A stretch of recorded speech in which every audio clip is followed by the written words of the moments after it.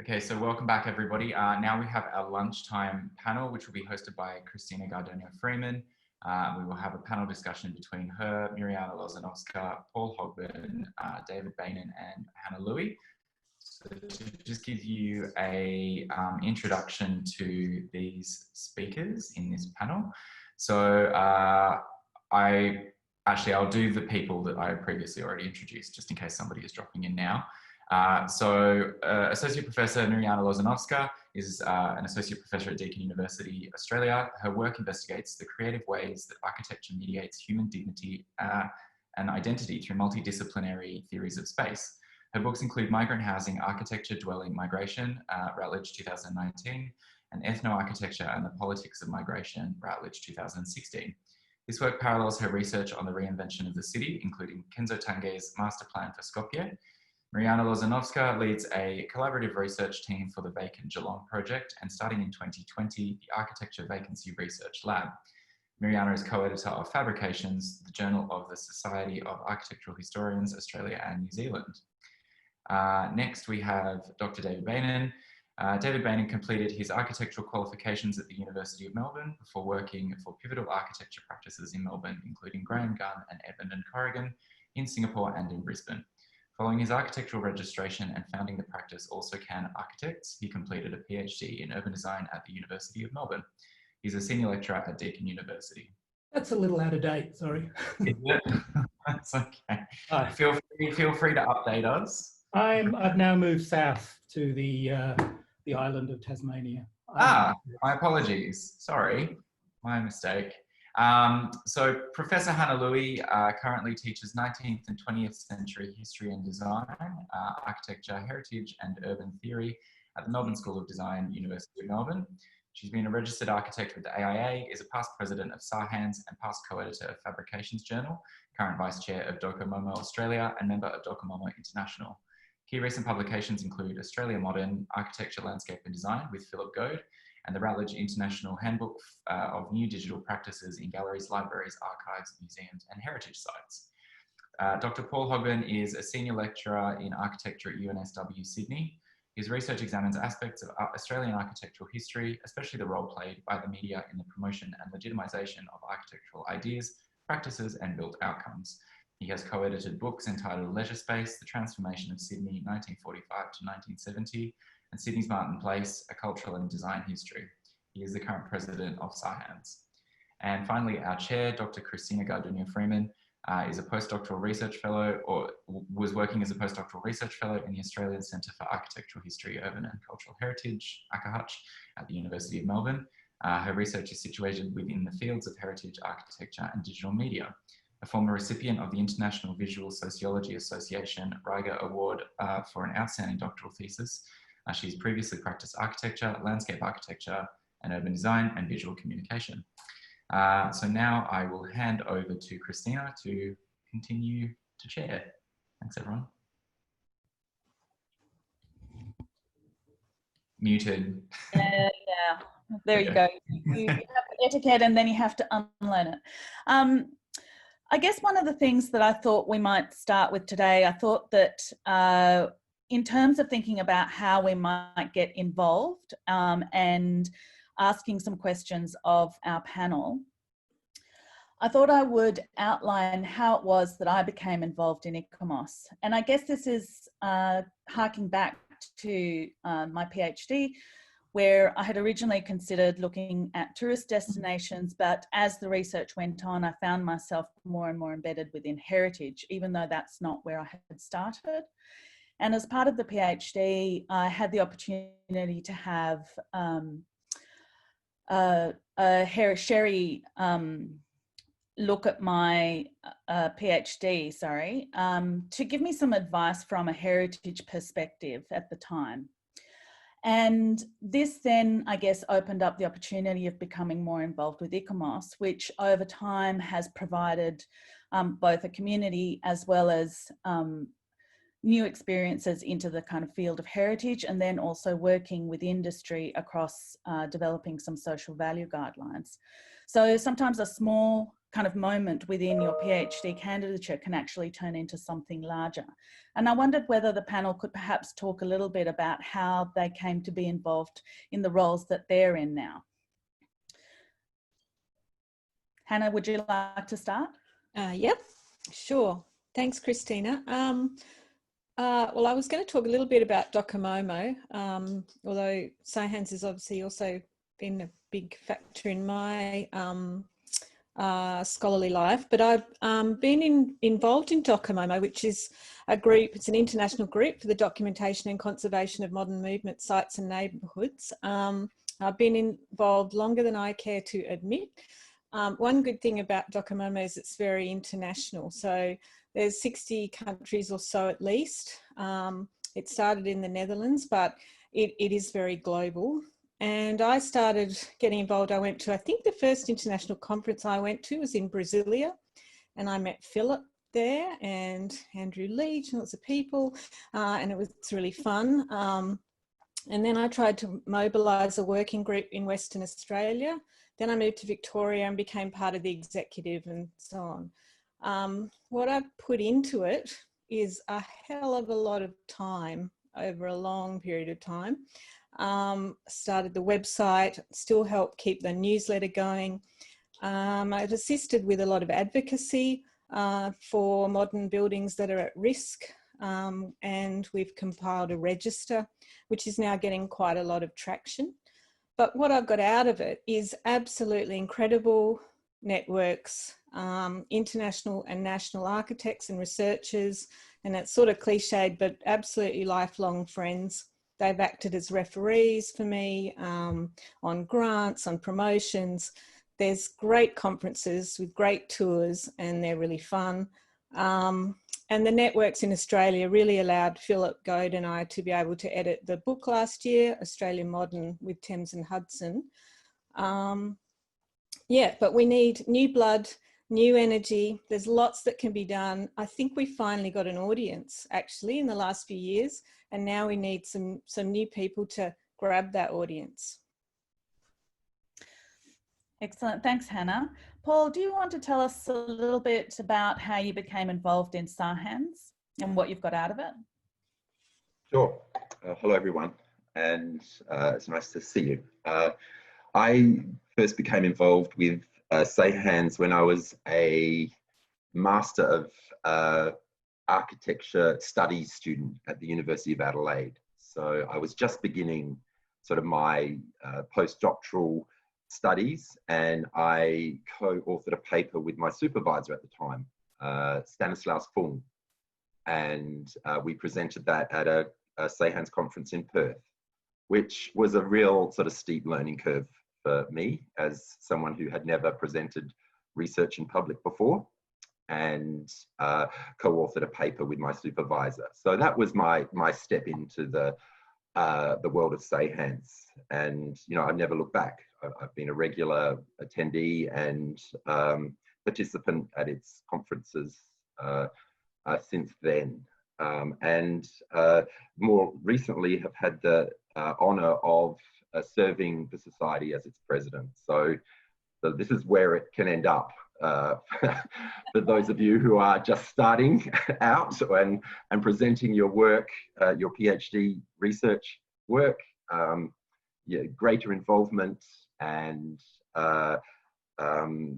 getting to know people, and a great community of people who become friends and associates and advisors and correspondents, has benefited my work tremendously. So that's one of the main things that I get out of it, is just the network that it offers in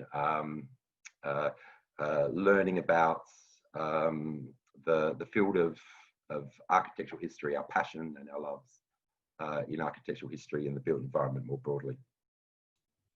Thanks, Paul. I think it's quite interesting that there's clearly a common theme that this involvement outside of the university starts to actually provide much larger networks and across a disciplinary sense. Mariana, I wondered whether you could tell us how you came to be involved in Fabrications as the editor, co-editor, and I guess what you've learnt from it, how that has offered you certain opportunities as well. Thanks, Christina. Welcome, everyone, especially the PhD students. I think that I never actually fully identified as an architectural historian. In the past, that I saw myself as a design teacher, and my PhD is very theoretical rather than historical. So it actually took me a long time to feel kind of an association with Sahans. And I think that that's interesting in itself, because what I realized after that time is that history theory are incredibly interlinked, and that one really needs the kind of cross-fertilization and even the challenge of the other at times. And I think that I was really starting to enjoy Fabrications a lot, and just applied, and, you know, somehow lucky enough to get the role. But I was very also lucky to get the role with Anoma Perez, as I was the incoming editor then. And I think that together we've been able to open up into areas perhaps that have not been central to either Fabrications or Sahans, and also generate a really big international kind of authorship and audience. But I do want to say also that we really like to have a combination of very, you know, esteemed people publish papers in Fabrications, as well as emerging scholars. So I would really like to encourage PhD students to submit, because we really are very keen to assist that process to get published. And as you may know, that Fabrications has 3 issues a year. One is an open issue, and then the others 2 are themed. So look out for them. So the latest one is this one. I don't know whether everyone can see. Oh, that doesn't actually work. You have to be a person to be seen. Okay. And also there are guest editors, and now the role is a co-editor. So we now have myself and Cameron Logan as the 2 editors for Fabrications, and Christina Goduna-Freeman as the book reviews editor. And what an amazing team. So we really would love to receive papers from PhD scholars, either towards the end, or on your approach and method or whatever, or on a particular theory that you're investigating. And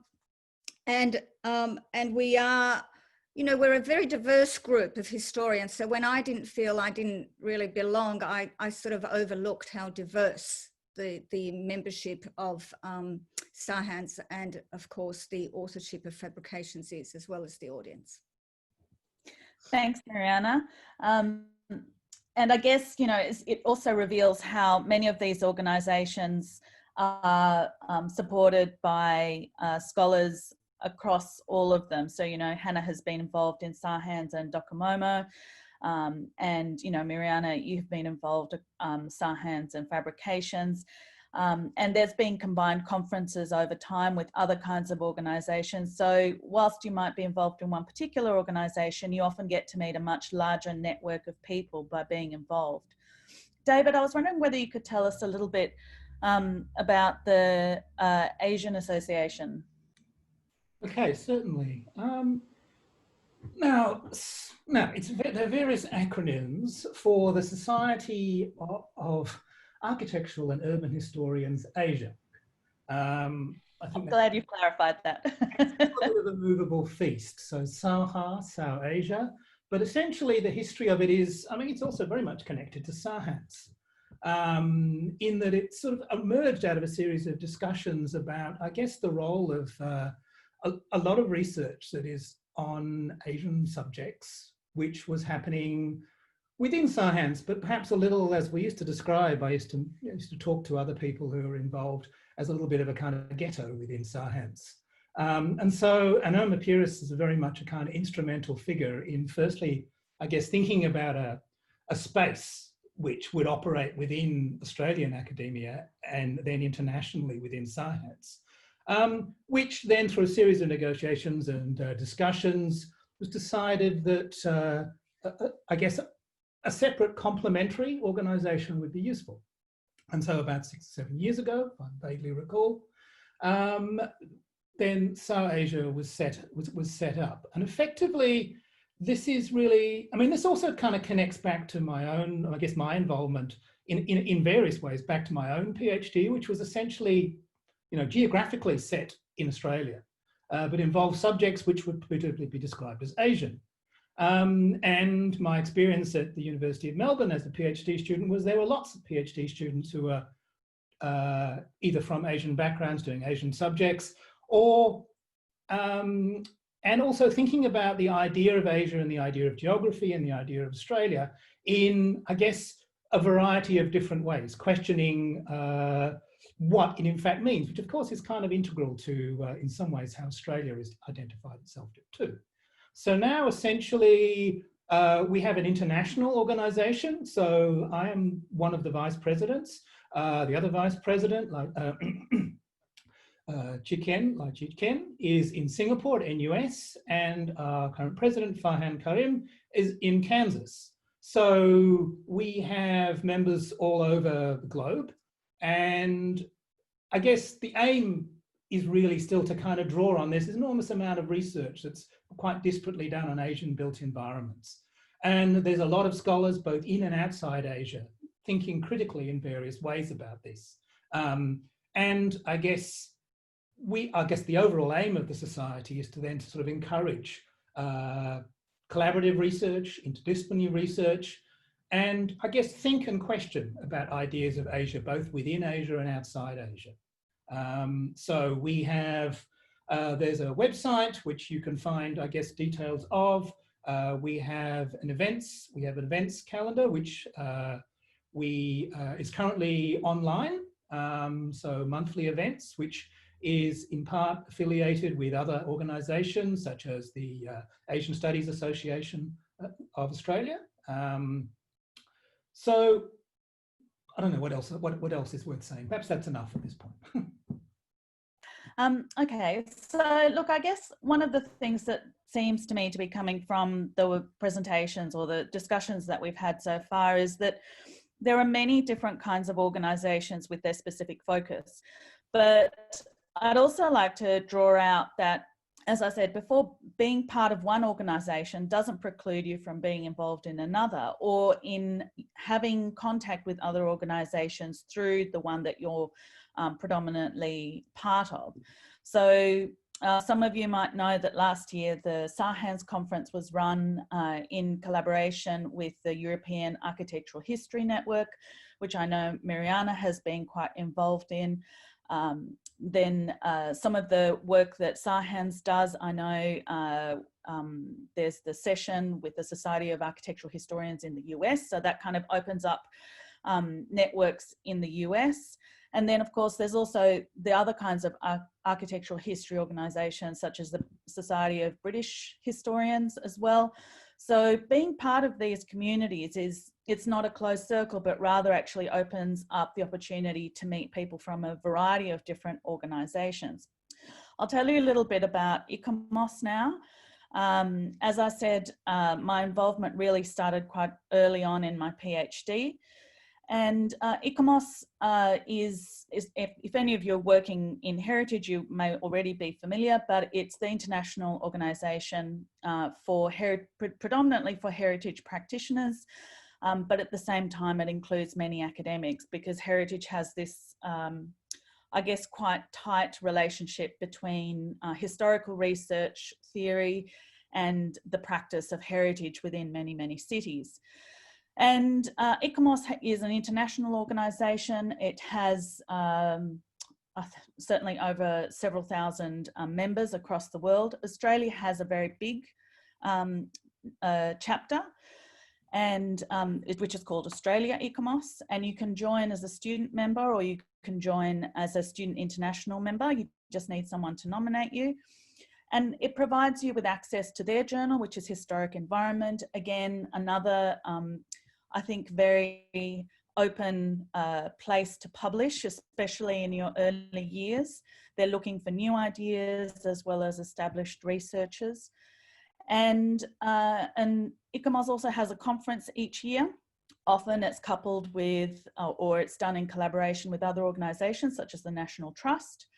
And it also has a General Assembly every 3 years, which was due to happen this year in Sydney. And I was also involved in that as the co-chair for the shared heritage theme. But of course, because of COVID, that has now been postponed till 2024 in 3 years' time. And I guess what it might offer students and emerging scholars who are looking at architectural history is the opportunity to see sometimes how that history becomes interpreted and put into practice in the field of heritage. Now, I wondered, we've got about 5 minutes. I wondered if there were any questions from the audience for the panel. If you'd like to just pop them in the chat, I'm happy to read those out and pass them to the panel members. If you've got any particular all right, so there's not. While we're waiting, I might just say to the PhD candidates that all of these organisations provide very supportive communities, and it's really important to not only get your work heard and responded to, but just to engage with these scholarly and communities in order to find support in terms of your own work, but also to engage with other people's work. And so expand your horizons, expand the possible scope of your literature and so forth. And so they're very supportive communities. I think I cannot emphasize that, more. Especially one that's avoided being part of them for a long part of my academic career. So I think that's really important. Yeah, and I was just thinking about that, the idea of getting involved in the current climate as well of, where we're really not sure how these things are going to reopen. We talked about conferences that have all been postponed. Docomo was supposed to be in Japan this year. Everything's, and Australians take it for granted that we can travel and participate in international networks, I think. But therefore, in another way, I would be really also urging people to be getting involved in other ways on the ground in Australia and perhaps through volunteering their time in these sort of things. And it might sound a bit instrumental, but that is building your networks for getting a job and getting a research position, because that's going to be not easy, as we know, with the, what's going to happen in the higher education sector. So there's lots of, I think sort of really useful reasons in general why getting involved and volunteering your time is a good idea at the moment. Yeah, because basically doing a PhD is quite an isolating experience, really. It's quite an isolating experience, even when you're in a building with numerous other people who are doing, I guess, on parallel courses, let alone when you're, I guess, removed. And I think also particularly maybe for people who are doing, say, a subject for their PhD, which is outside, say, where you actually happen to be, being able to connect internationally with other people who have similar and parallel interests of varying levels of experience is really kind of valuable and interesting, and it really makes you feel that you're not sort of alone and isolated. I think the other thing that being involved in some of these organisations is that you're bringing your research ideas at times to a new audience. And I mean, certainly out of my involvement with ecommerce, other research projects have arisen, and sort of consultancy research as well, which I think will become, in the current environment, more and more important in order to bridge the gap between academia and practice as well. So having the opportunity to see how you might actually develop your career, not purely within an academic institution, but beyond it, is something that you can gain by being involved in some of these organisations. And it can be involvement in a very, very small way, or it can be a much larger commitment. But they always need people to help with things and to take on positions. And you do get to know people and how they work, and what the opportunities might be beyond the traditional academic career. I don't know.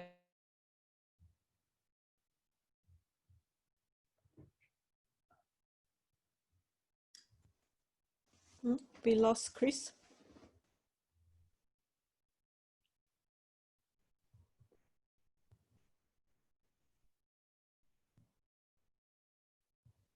I wonder whether Macarena can, as a person who's involved and probably a bit younger than the rest of us, can say something. Thanks, Miriana. I mean, for me has been a no-brainer. I mean, since I have to say I was rejected the first year I tried to go to the Sahans conference, which my paper probably deserved that. But since then, you know, now I'm a part of the executive, but I've, you know, with through the conferences, the people I've met, and through helping actually organize the conference in 2017 with Gevorg and John in Canberra, through, I mean, what I learned from publishing my work in Fabrications. Stuart King and Anoma did an amazing job with my paper. I mean, I very much agree with everything you were saying before. Like, it's supportive. It helps you learn, and it helps you, you know, find new audiences to your work, for sure. Mariana put me in the spotlight. Thank you for taking over. I'm not quite sure, obviously, where you ended up. I note that it is 1:32, but if there are questions, I'm sure people are happy to answer. So right now, I'd like to hand over the mic or to the platform to Paul Hogan to make some final comments. Paul, are you there? Yes, I am. Thanks, Anne-Marie. I'd just like to follow your thank yous, and to express on behalf of the society a heartwarm thanks to Hannah and to Theo, to James and to Macarena, and to other members of the ACAHUCH group at the University of Melbourne for organising the colloquium today. The Society very much appreciates your willingness to host the event this year, and the way that you have brought people and presentations together in this online format. And for me and a few others, I know that there are probably some valuable lessons that we are going to take away from this, because we have a conference to be run later this year, which will be an online event. So we will learn things from this in terms of how sessions can be organised and responses can be made, et cetera, et cetera. I'd like to also thank the presenters today for the time that you have put into your papers and presentations.